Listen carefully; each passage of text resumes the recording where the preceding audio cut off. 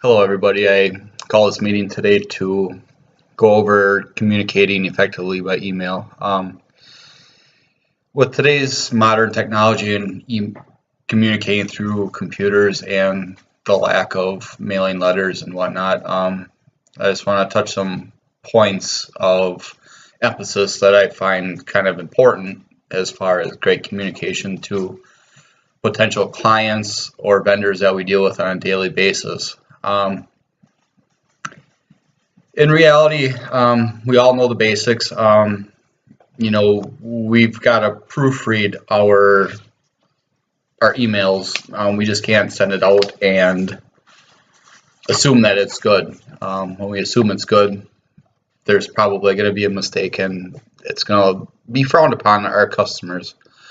The biggest thing we look for as far as emails is punctuation, grammar. Double check your spelling. It's probably a big pet peeve of most places when, especially a potential customer, is if we have a bunch of spelling mistakes and written errors. I just want to touch base on that.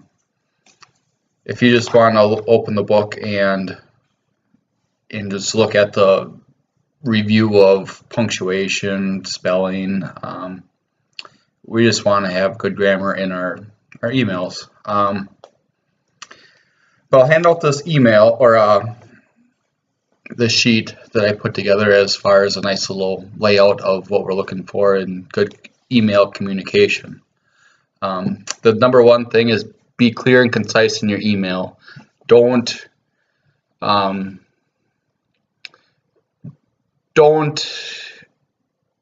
get to your point as fast as you can.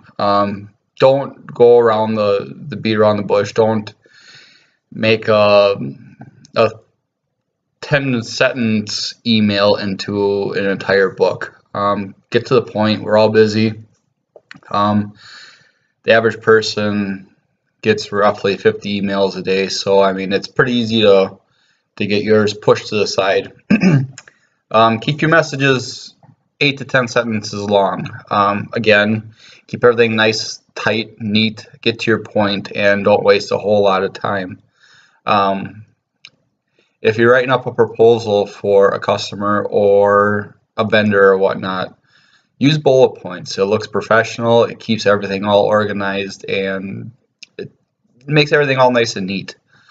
The number two, we just got done talking about that. Reread your email. There's been many times when your brain gets ahead of your fingers and your sentence makes absolutely no sense because, again, your brain got ahead of your fingers and your paragraph did not make any sense. You check for run-on sentences, check for spelling. Don't assume that spell checker is going to catch every mistake. There's been a number of times where spell checker is actually kind of added a word that I didn't want there. And this is one thing, we've all done this too in our younger years.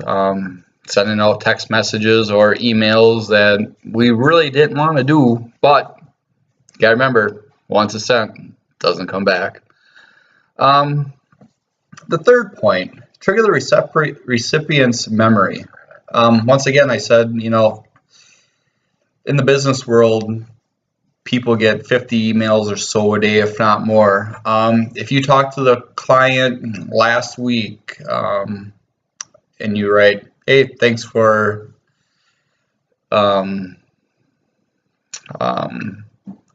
talking with us last week about roofing our house, or the order we placed last week for doodads. Just remember to use trigger words. Don't assume that the recipient is going to remember who you are.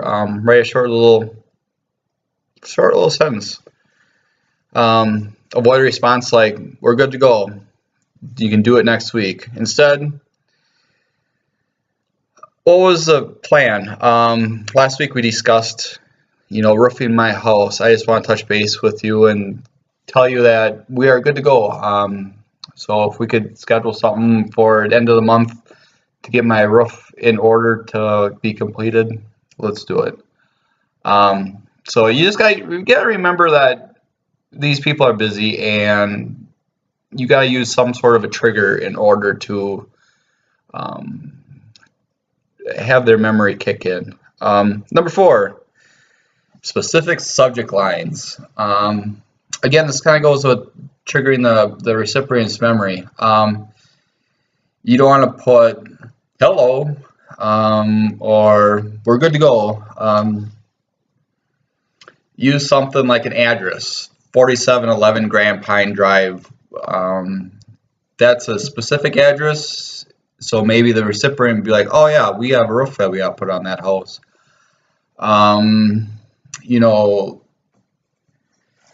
Just be as specific in a line as you can.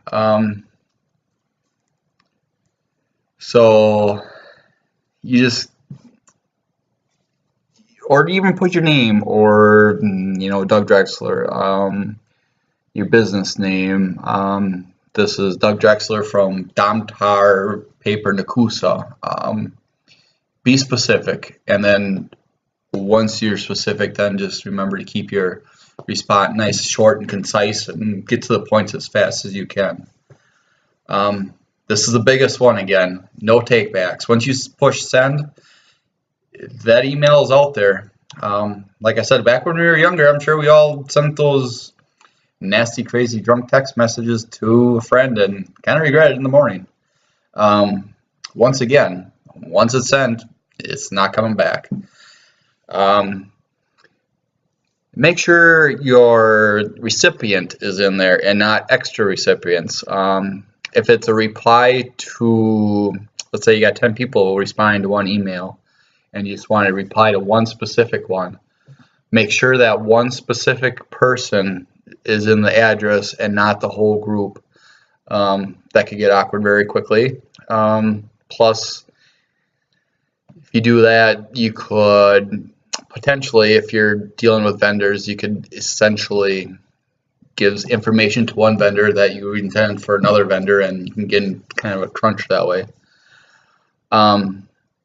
Again, just be careful. Just remember, once it's gone, it's gone. Number 6, the 24-hour rule. Once again, we all did this when we were younger, and I'm sure some of us still do it. If you're having trouble with a difficult client and they're being kind of, say, rude, take the 24-hour rule.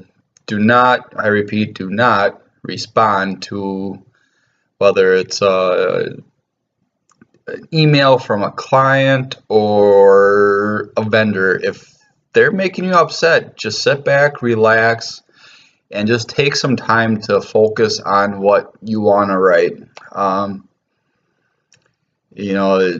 You just use good common sense. Just don't let your emotions get the best of you.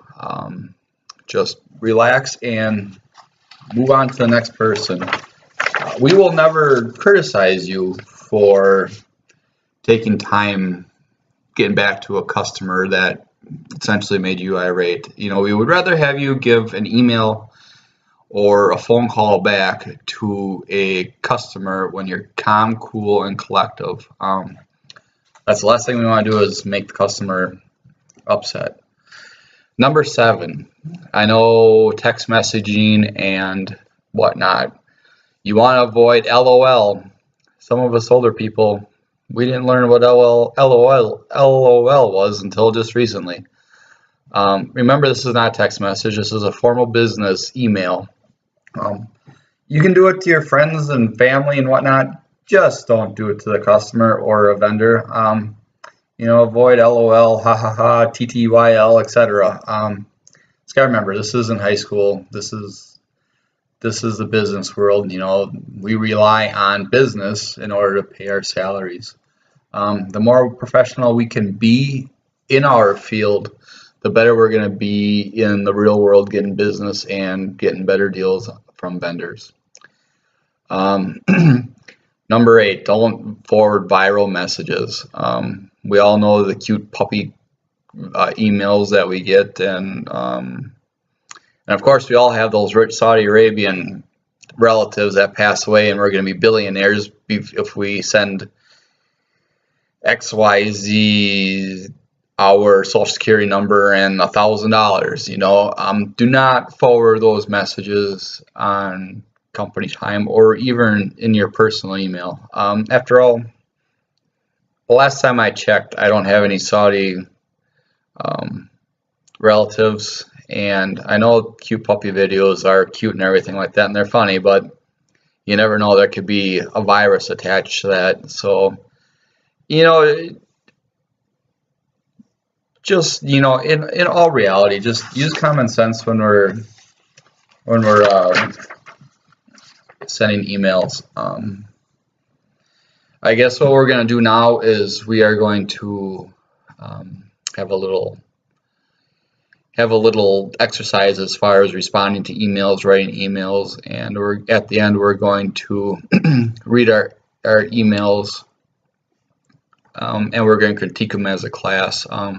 Don't worry, we won't have names on there. We'll just all kind of randomize them up, and we will see what we did right, what we did wrong, just kind of go over what we find. Then after that, what we're going to do is I'm going to hand out an evaluation form. It's basically just says, did you learn anything? Should we do this more often? Because I know we all get kind of lax in our jobs at times. We lose focus. We just become complacent. I mean, I would like to do this, you know, once a year, just to kind of give everybody a refresher course as far as what we expect from you guys as a company, and to keep etiquette and ethics in the business world.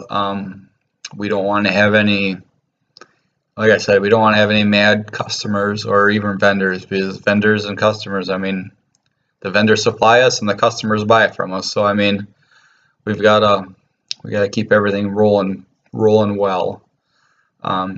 Anybody have any questions? I mean, feel free to ask at any time.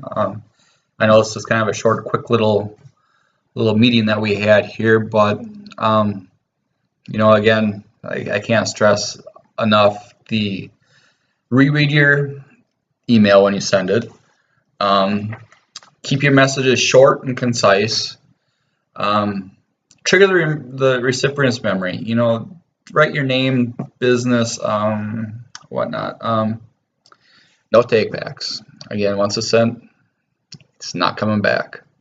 24-hour rule, just cool down. If you're having a problem, having a bad day, just relax and just get to it when you can get to it. I mean, obviously there's always exceptions to every rule. I mean, you can't just sit on an email for a week and expect that to be all right too. I mean, you gotta use common sense on that. Avoid LOL, haha. I mean, avoid, I don't know really what you want to call it, but avoid that type of stuff. And then don't forward cute puppy videos or Saudi Arabian princes that have died, and you're going to be a billionaire. So I think this all went pretty well. Anybody has any questions, feel free to ask, and I look forward to seeing what you have to write in your evaluation forms. I want to thank you and have a great day.